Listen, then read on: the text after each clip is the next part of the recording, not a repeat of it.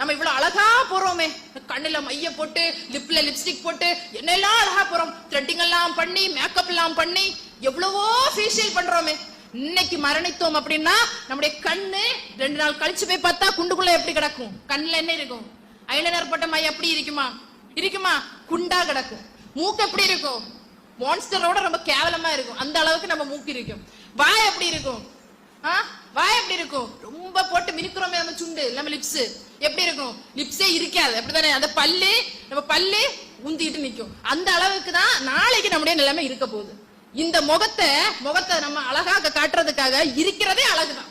அல்லாஹ் நம்மள அழகா தானே படைச்சான். அழகு இல்லாம யாரா இருக்கீங்களா? அழகான கை, அழகான கால், அழகான கண்ணு, அழகான உறுப்புகள் எல்லாமே அழகா இறைவன் நம்மளுக்கு தந்தா. அந்த அழகை வச்சுட்டு இன்னைக்கு நம்ம அதுக்கு ஒரு அழகு. அதனாலதான் இறைவன் தன்னுடைய வசனத்துல அதற்கு அப்புறமா சொல்றான், வகுல்லில் முஃமினாத்தி யகுதுல்ன மின் அப்சாரிஹின்ன வயஹ்ஃபல்ன ஃபுரூஜஹுன்ன வலா யுப்தீன ஸீனத்தஹுன்ன இல்லா மா ظஹர மின்ஹா. அவர்கள் வெளியே தெரியும் அலங்காரத்தை தவிர மற்றவற்றை வெளிப்படுத்த வேண்டாம். எதெல்லாம் வெளிப்படுத்தலாம்? முகம், 2 கை, இந்த இது வரைக்கும், அதுக்கப்புறமா 2 கால்ல கால். ஆனால் இன்னைக்கு நம்ம அதை மறைப்போம். எப்படி மறைப்போம்? இன்னைக்கு பனியன் குளோத்ல வேற பரதா இறங்கி இருக்கு. நம்முடைய உடல் அமைப்புகள் எல்லாம் அப்படியே தெரியும். அந்த அளவிற்கு நம்முடைய ஹிஜாப் முறைகள் இருக்கு.